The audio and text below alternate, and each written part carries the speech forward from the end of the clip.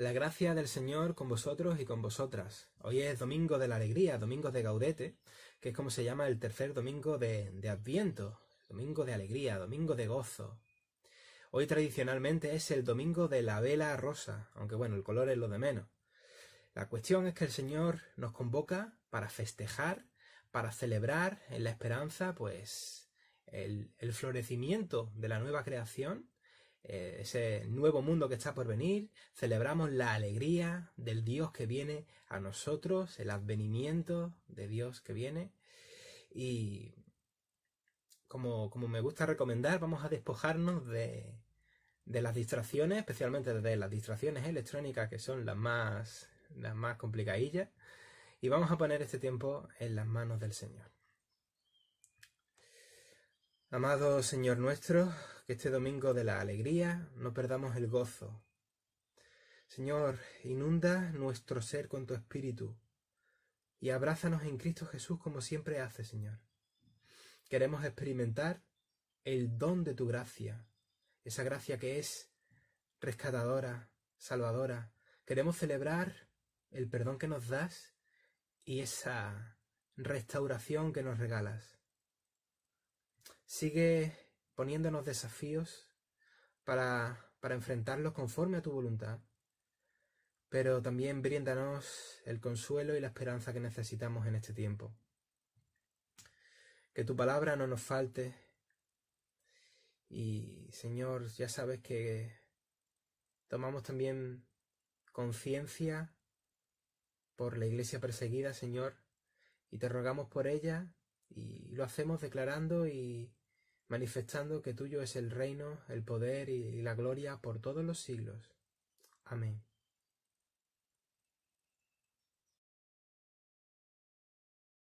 Cuando el Señor hizo volver a Sión a los cautivos, nos parecía estar soñando. Nuestra boca se llenó de risas, nuestra lengua de canciones jubilosas. Hasta los otros pueblos decían: el Señor ha hecho grandes cosas por ellos. Sí, el Señor ha hecho grandes cosas por nosotros, y eso nos llena de alegría.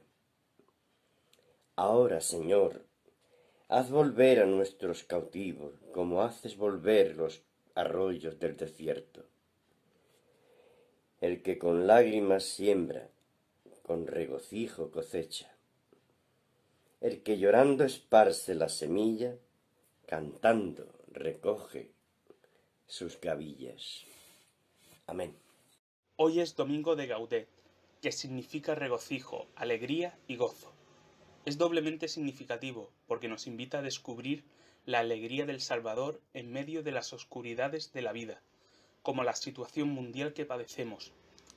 La plenitud de nuestro gozo está en el Señor, como encontramos en las palabras del capítulo 35 de Isaías.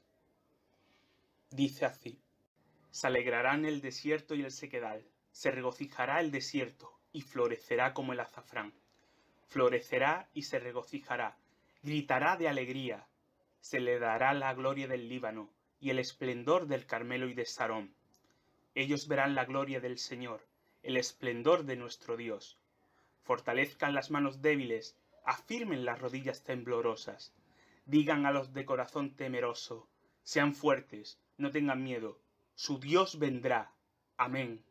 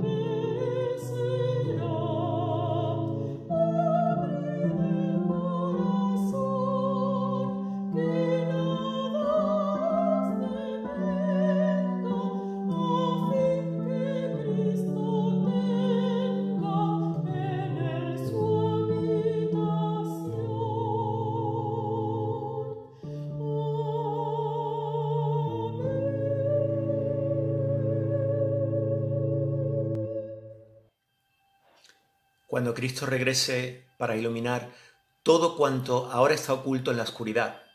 Revelará también lo más hondo de cada uno de nuestros corazones. Por ello, a la luz de Cristo, tomemos en el día de hoy un momento de silencio para mirar adentro y para examinar nuestros deseos, nuestras motivaciones, nuestras flaquezas y nuestras torpezas y ponerlas así delante de Dios.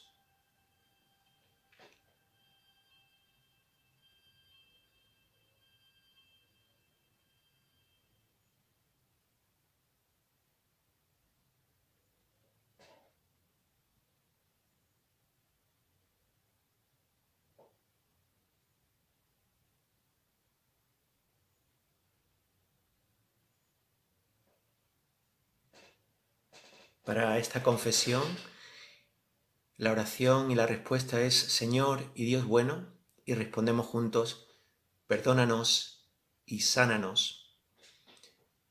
Señor y Dios bueno, perdónanos y sánanos. Dios amoroso, confesamos que sin ti nada somos. Ayúdanos a vivir conscientes de tu presencia en nuestras vidas y movidos por tu Espíritu. Señor y Dios bueno, perdónanos y sánanos. María aceptó tu llamado a convertirse en la madre del Mesías. Perdónanos por las veces que no respondemos a tu llamada. Señor y Dios bueno, perdónanos y sánanos. Tu Hijo, nuestro Salvador, nació en la pobreza y vivió de forma humilde toda su vida. Perdona nuestra avaricia y ayúdanos a vivir en sencillez y con generosidad. Señor y Dios bueno, perdónanos y sánanos. Los pastores dejaron sus rebaños para ir a Belén. Perdona nuestro egocentrismo, nuestra falta de visión y ayúdanos a priorizar en nuestras vidas todo aquello que nos acerca a ti y al prójimo. Señor y Dios bueno, perdónanos y sánanos. Los magos de Oriente siguieron la estrella hasta encontrar a Jesús. Perdona nuestra reticencia a buscarte. Perdona nuestra ceguera por no ver lo que tú estás haciendo a nuestro alrededor. Y abre nuestros ojos para que seamos iluminados por Jesús, la luz del mundo. Señor y Dios bueno, perdónanos y sánanos. Que el Señor nos perdone y nos sane y nos llene de su gracia, para gloria de su nombre y de su reino. Amén.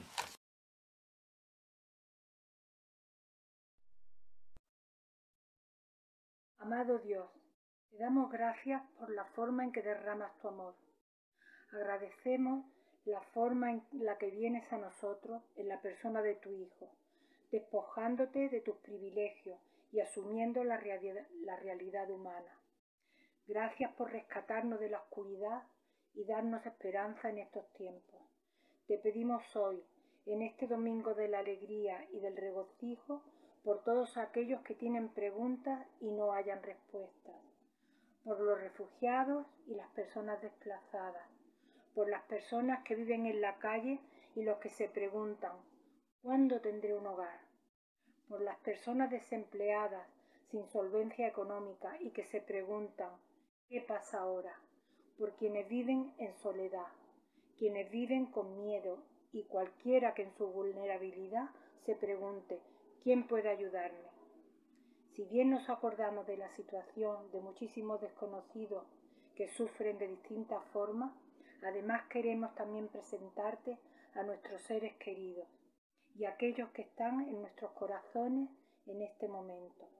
Señor nuestro, trae tu amor a este mundo necesitado y oriéntanos hacia ti y tu reino. En el nombre precioso de Jesús. Amén.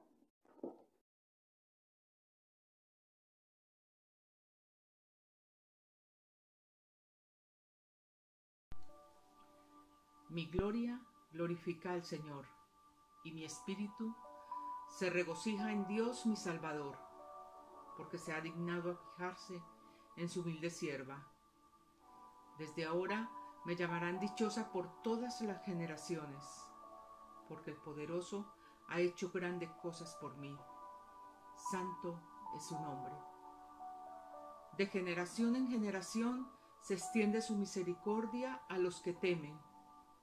Hizo proezas con su brazo, desbarató las intrigas de los soberbios, de sus tronos derrocó a los poderosos, mientras que ha exaltado a los humildes.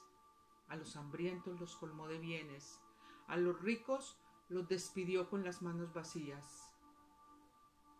Acudió a la ayuda de los siervos de Israel, y cumpliendo su promesa a nuestros padres, mostró la misericordia de Abraham y su descendencia para siempre.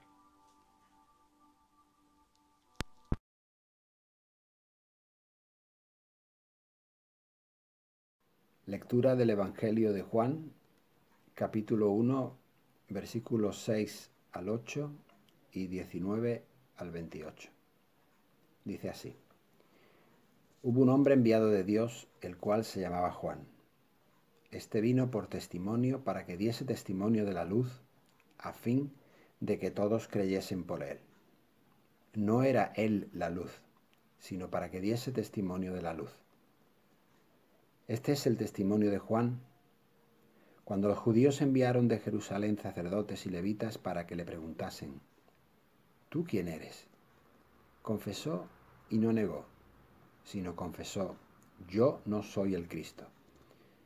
Y le preguntaron: ¿Qué pues? ¿Eres tú Elías? Dijo: No soy. ¿Eres tú el profeta? Y respondió: No. Le dijeron: Pues ¿quién eres? Para que demos respuesta a los que nos enviaron.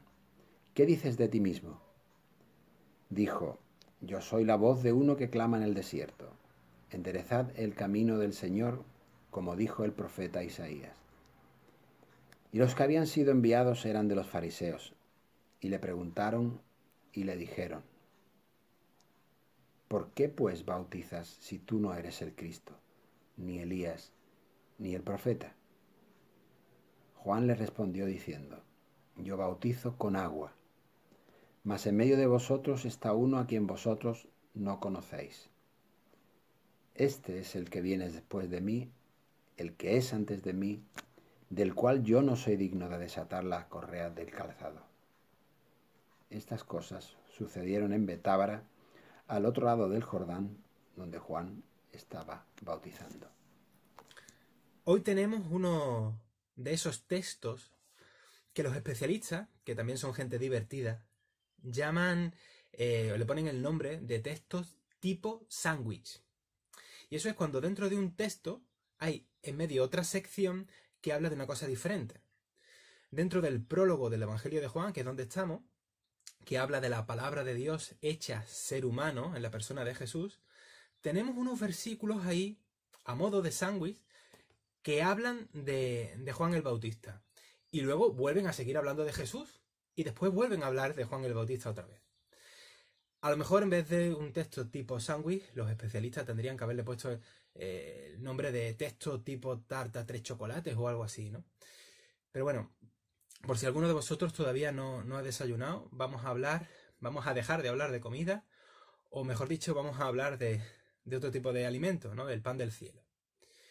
El prólogo del Evangelio de Juan es un poema o una narración poética que vuelca una profunda enseñanza al estilo de la literatura sapiencial hebrea, ¿no? De lo que son los libros de sabiduría y todo eso, ¿no? Sigue ese legado. Pero a este poema, el redactor le intercaló estas secciones que vamos a ver ahora sobre Juan el Bautista. Tenemos que decir que antes de la popularidad de Jesús, cuando todavía Jesús no había iniciado su ministerio terrenal, era Juan el Bautista la persona que contaba con esa popularidad como profeta de Dios. El historiador Flavio Josefo, historiador del siglo I, que también habla de Juan el Bautista, dice que Juan el Bautista tenía una gran influencia en el pueblo judío. Según otros textos de estos antiguos, de los primeros siglos, que se llaman las pseudoclementinas, pues al parecer había gente que llegó a creerse que Juan el Bautista podía ser el Mesías. Y como sabemos, Juan el Bautista tuvo muchísimos discípulos y movía conciencia de todo tipo de gente. Por ejemplo, en Lucas 3, los versículos del 10 al 14, se mencionan a la gente normal del pueblo, pero también se mencionan a los publicanos e incluso a los soldados, que tanto unos como otros eran ese tipo de personas que no pocas veces cometían abusos contra la gente. Juan el Bautista, como dice el texto de hoy, en el versículo 6, era un hombre enviado de Dios. ¿Enviado para qué? La historia de la revelación y la historia de la salvación está llena de personas que Dios comisiona para un propósito. La semana pasada, que hablábamos también de Juan el Bautista, ¿verdad? Dije que nuestro cometido actual, el tuyo y el mío, es muy parecido al que Juan tenía. ¿Y cuál es? Pues dice el versículo 7 que Juan vino por motivo de testimonio, para que diese testimonio de la luz y así la gente pudiese creer. Y esa es también nuestra tarea. Dar testimonio del que viene, de la luz verdadera, que es Jesús, ¿verdad? Que nos alumbra y nos hace vivir en conciencia de que somos hijos e hijas de Dios. Y eso conlleva también un estilo de vida particular. Por eso Juan llamaba a la conversión, ¿no? A la metanoia. He dicho hace un momento que Juan el Bautista fue muy popular y que incluso había gente que pensó que podía ser el Mesías. Pero es importante destacar que Juan negó ser el Mesías. Ni siquiera se consideraba digno de desatarle la correa del calzado al auténtico Mesías. Por eso, el versículo 8, para que no haya confusión, dice una cosa importantísima sobre Juan, pero también de nosotros mismos. Digo de nosotros mismos porque también tenemos un cometido parecido al de Juan. Y dice, Juan no era la luz, sino que vino a dar testimonio de la luz. Y el versículo 20, en boca del propio Juan el Bautista, dice, yo no soy el Cristo. Que quede claro, ¿no?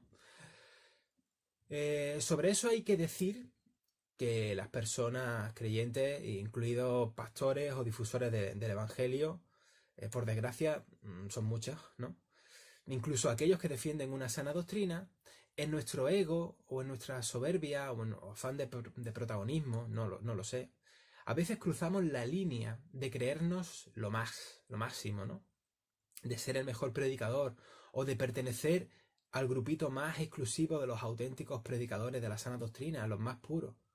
Y la tentación de hacernos unos mesías autorizados está ahí, ¿no? Y algunos llevan una actitud, ¿no? que van de sobrados. Y eso para nosotros es fácil verlo en los clásicos cantamañanas, estos telepredicadores que muchas veces salen en las películas también, ¿no? O típicos predicadores de la prosperidad que se vanaglorian de ser unos superungidos y tal.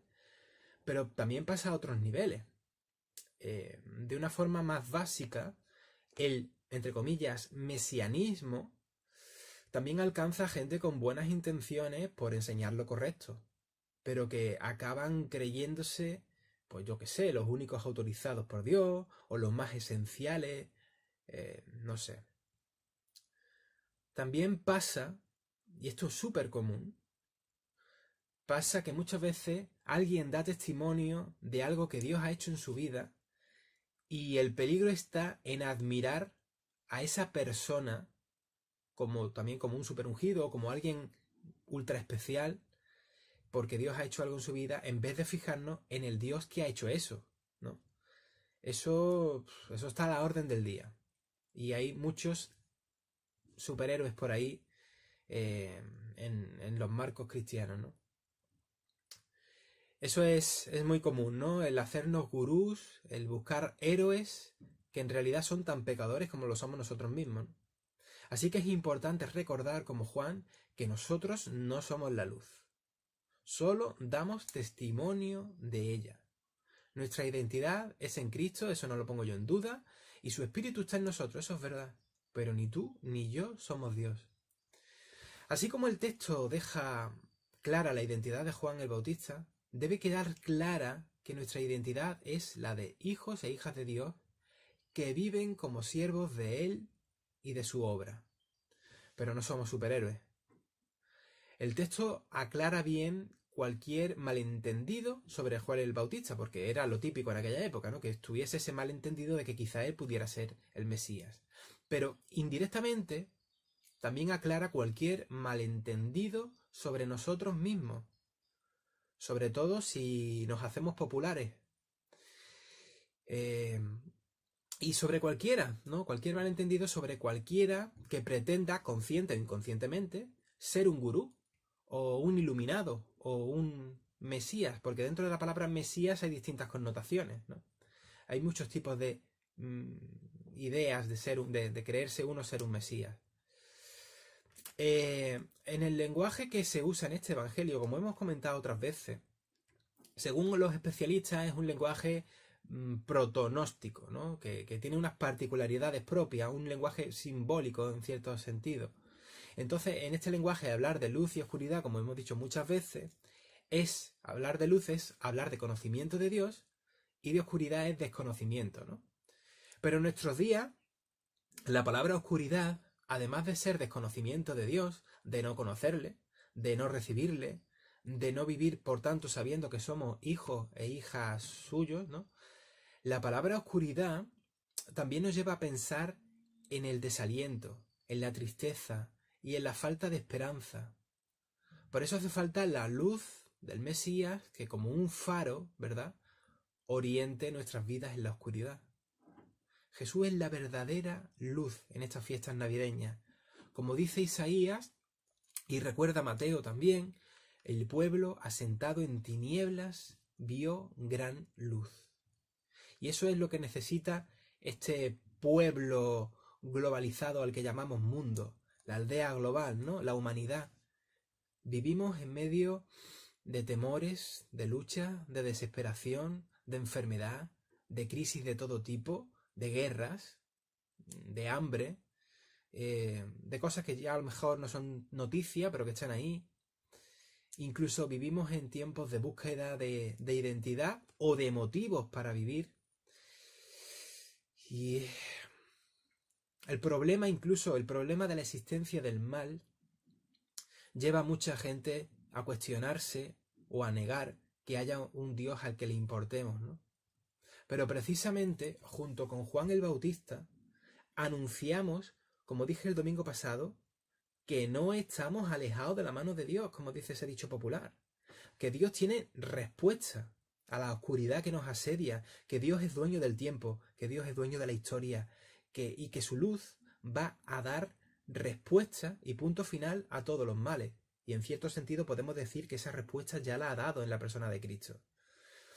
Aunque en el aquí y en el ahora Él nos llama a... Es decir, mientras tanto, en el aquí y en el ahora, Dios nos llama a sofocar los incendios del mal que vive el mundo y a transmitir la esperanza de esa luz que viene y viene y viene porque ya vino, es decir, vuelve, ¿no? Por cierto, a Juan, según vemos en el versículo 19, vienen a interrogarle. Pero quien viene a interrogarle son precisamente las autoridades religiosas, las personas que deberían de ser sensibles a la voluntad de Dios, porque además son los que conocen su palabra. Pero estas personas desconocen el plan de Dios. Y esto es para reflexionarlo. ¿Dónde estamos nosotros? Nosotros somos como Juan, es decir, somos conscientes y sensibles a la voluntad de Dios y sabiendo que hemos sido llamados a dar testimonio. ¿O somos como esos religiosos, además personas no solamente religiosas, sino de autoridad religiosa, que aunque eran personas que enseñaban al pueblo las cosas de Dios y de la fe, desconocían a Dios como Padre? ¿Podemos ser como esos? ¿Podemos ser cristianos de ese tipo? A veces también en el propio contexto religioso, en el sentido de los que tienen el control de la religión, les da miedo cuando alguien ajeno a su propio grupo llama a las personas a la conversión.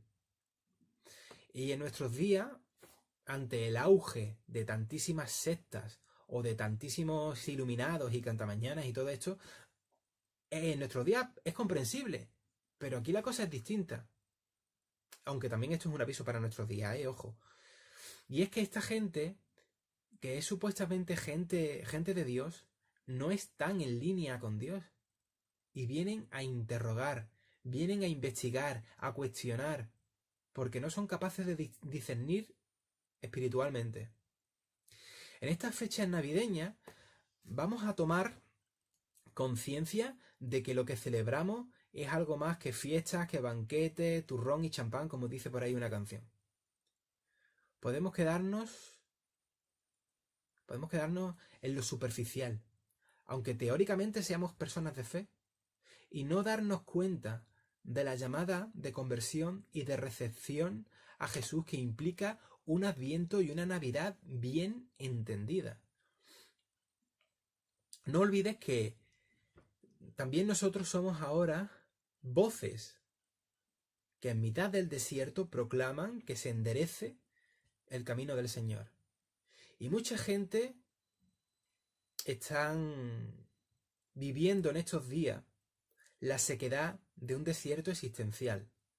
Y van, para poder vivir, de oasis en oasis, lo poquito que uno recibe como agua, y a veces cayendo también en espejismo y en ilusiones falsas, como digo, de un agua que no es verdadera, que es un agua falsa, un agua que no calma la sed.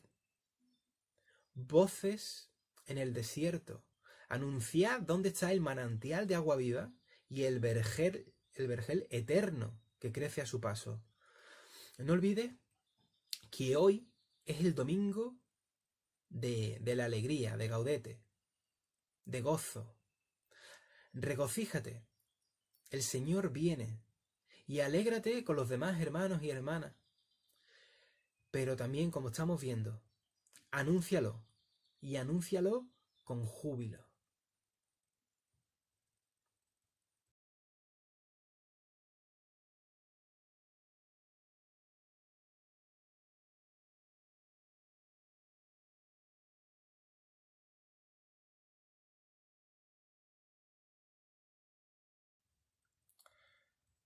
Señor, te damos gracias por este tiempo en el que hemos celebrado precisamente un domingo alegre, un domingo de la alegría, conscientes de que tu amor no tiene límites.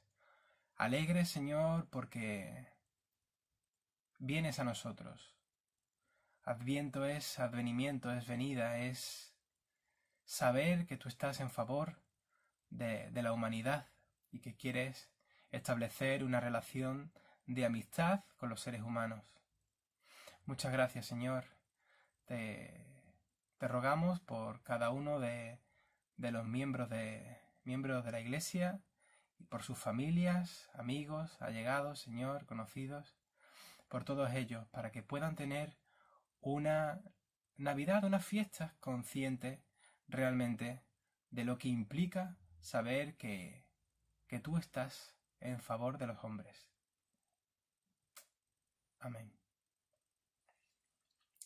La gracia del Señor Jesucristo, el amor de Dios y la comunión del Espíritu Santo sean con todos vosotros. Amén.